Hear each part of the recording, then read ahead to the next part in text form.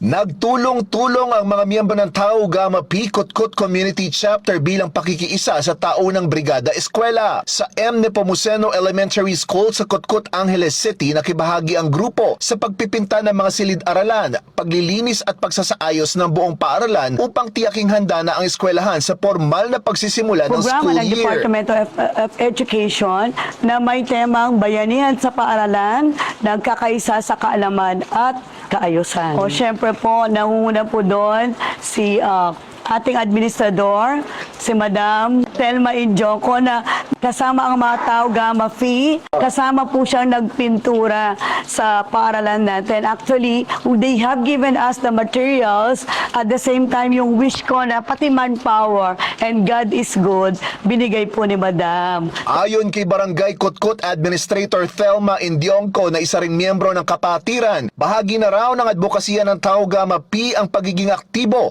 sa mga programang pang-komunidad. Ang grupo namin, Tau Gamma Pi, tumulong po sa Brigada Eskwela dito sa MNEPO Elementary School po. Ngayon po, tinutulungan po namin silang mag-repaint ng wall ng eskwelahan. Kasama po sa advokasya ng Tau Gamma Pi, ang pagtulong lalo na po sa palapit na pasukan sa Brigada Eskwela. Yan, pagbubutihin yung pag-aaral nila, focus lang sa pag-aaral, saka may takot sila sa Diyos. Para sa One Balita Central Luzon, ako si Jim Hipolito, laging on call sa balita.